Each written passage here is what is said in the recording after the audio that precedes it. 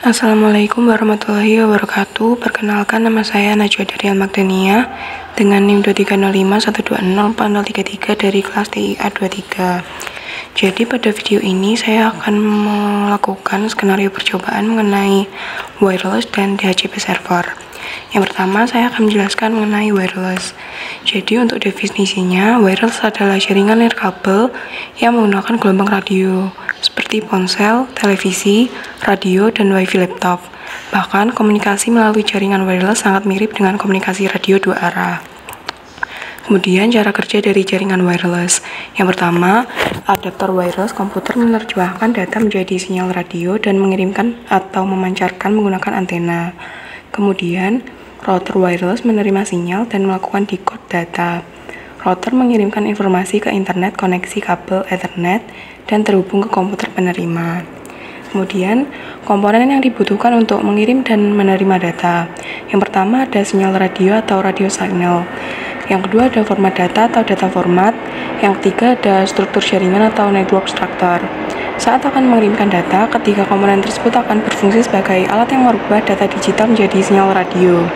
Pada saat menerima data, ketiga komponen tersebut akan berfungsi sebagai alat yang merubah sinyal radio menjadi data digital. Sinyal radio dapat diubah menjadi data digital dengan cara menyatukan transmitter atau alat yang menghasilkan gelombang radio. Kemudian ada receiver, alat yang digunakan untuk mendeteksi dan menangkap gelombang radio, dan ada antena, alat yang membantu transmitter dan receiver agar lebih fokus saat mengirim, membuat pola, gelombang, mengarahkan, meningkatkan, dan menangkap sinyal radio yang diubah dari gelombang menjadi bit-bit binar dalam semua peralatan wireless tersebut. Kemudian macam-macam dari jaringan wireless. Yang pertama ada WPA-PSK atau Wi-Fi Protected Access Pre-Shared Key.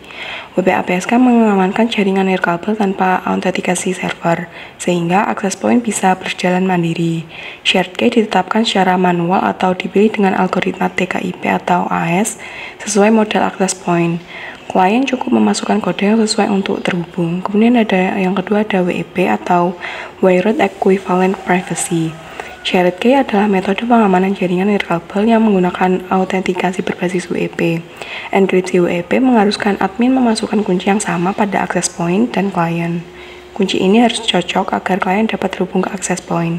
Yang ketiga ada WPA, Wi-Fi Protected Access. WPA adalah sistem pengaman jaringan nirkabel yang dikembangkan untuk menggantikan WEP karena kelemahannya. WPA menggunakan layer 802.11i IEEE dan membutuhkan komputer sebagai authentication server untuk memberikan key unik bagi tiap klien. Algoritma enkripsinya tetap berbasis RC4 mirip WEP. Kemudian frekuensi Wi-Fi, frekuensi 24 GHz atau 2400 MHz. Frekuensi 24 GHz adalah sinyal yang sudah lama digunakan dan menjadi area bebas bagi berbagai perangkat wireless, seperti remote TV, mainan remote, alarm mobil, Bluetooth, dan router Wi-Fi. Frekuensi ini memiliki jangkauan luas dan sinyal kuat, namun banyaknya pengguna sering menyebabkan gangguan jika Anda memerlukan yang kuat dan jangkauan jauh seperti koneksi antar ruangan. Frekuensi 24 GHz adalah pilihan yang tepat untuk koneksi Wi-Fi. Kemudian yang kedua ada frekuensi 5 GHz. Frekuensi 5 GHz adalah teknologi baru untuk mengatasi kepadatan dari 24 GHz. Meski cakupannya lebih pendek, frekuensi ini ideal jika sambungan Wi-Fi tidak terhalang atau digunakan pada perangkat Wi-Fi yang dekat, menawarkan sinyal lebih kuat dan koneksi stabil. Jadi yang pertama saya akan melakukan percobaan mengenai wireless. Langkah pertama, buatlah skema jaringan seperti gambar di atas. Jadi kita buat satu switch, kemudian dua access point, satu laptop, dan satu smartphone. Kita buat switch satu, kemudian dirubah namanya. Kemudian ini AP, access point, pilih yang ini.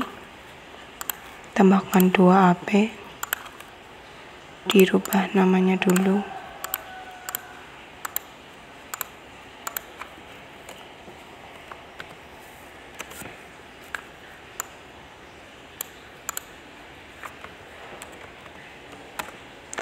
Kemudian tambahkan satu laptop, sini dan satu smartphone sini. Ini laptop, kemudian smartphone. Sambungkan dulu kabelnya.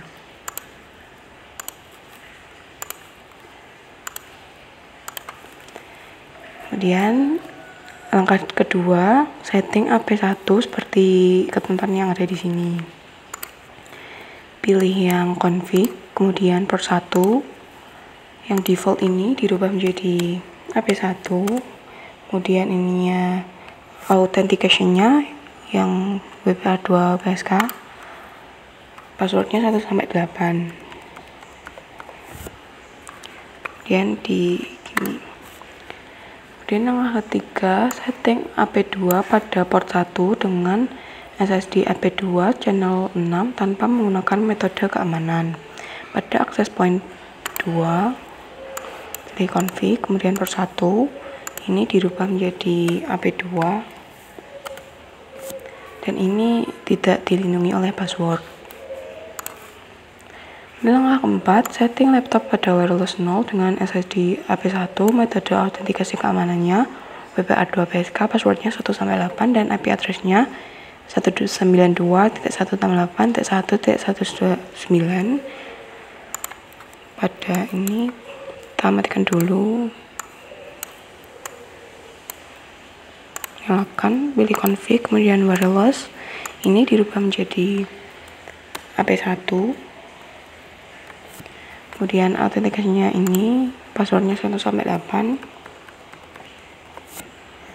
Kemudian yang ini static, IP address-nya 192.168.1.1.9. Ininya 25.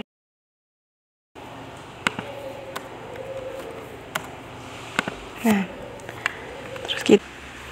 ini nanti akan tersambung. Jadi laptop akan tersambung ke AP1.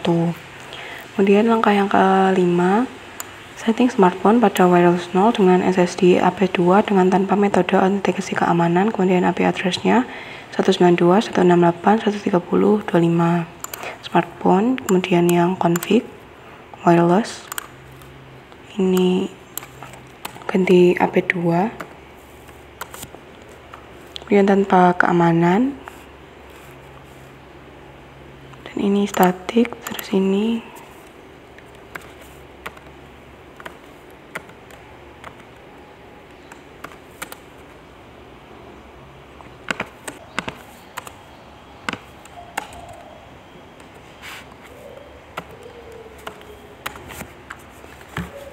sudah. Kemudian di langkah selanjutnya, untuk mengetahui bahwa laptop sudah terkoneksi dengan smartphone, silahkan jalankan perintah ping dari laptop ke smartphone. 192.168.1.130.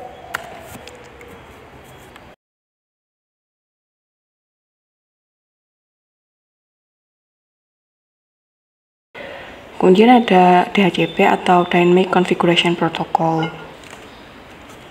Definisinya, DHCP adalah layanan yang secara otomatis memberikan nomor IP kepada komputer yang memintanya.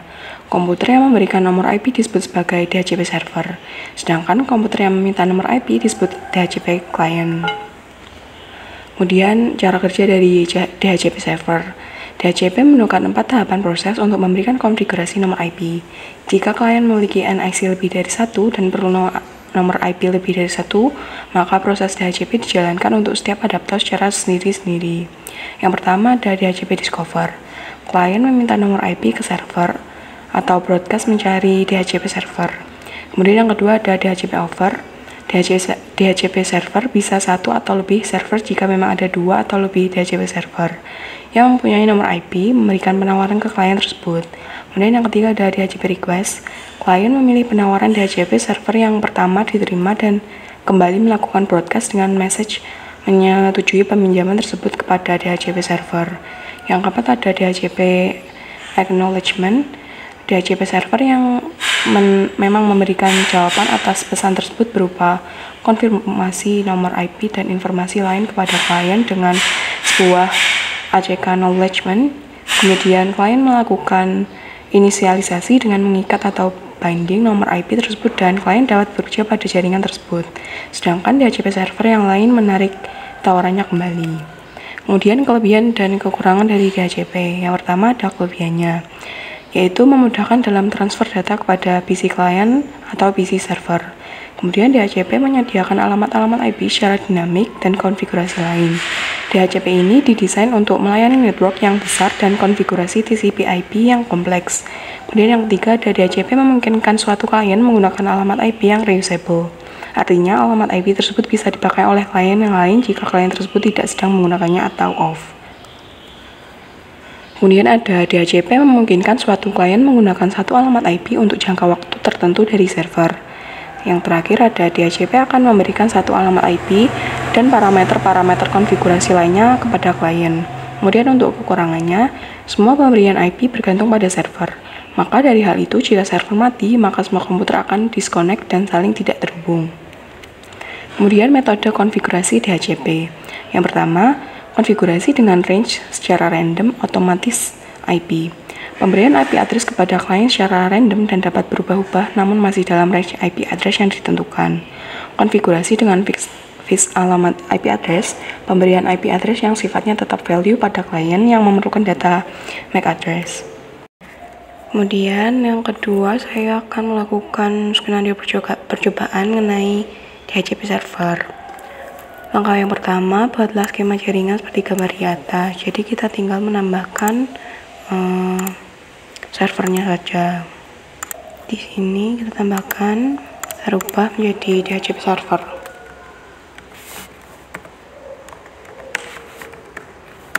Nah. Kemudian pada langkah 2, setting IP server secara statik seperti ini. Kita sambungkan dulu kabelnya.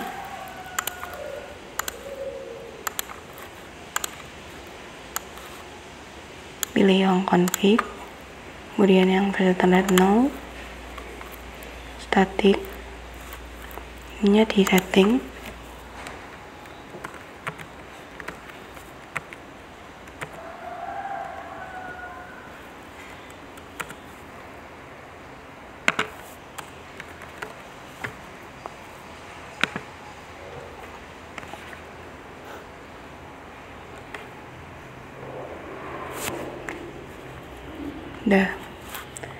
Kemudian yang ketiga, aktifkan DHCP server dengan konfigurasi seperti gambar berikut. Yang ini, kemudian pilih yang DHCP, kemudian ininya dirubah, di-on-kan dulu.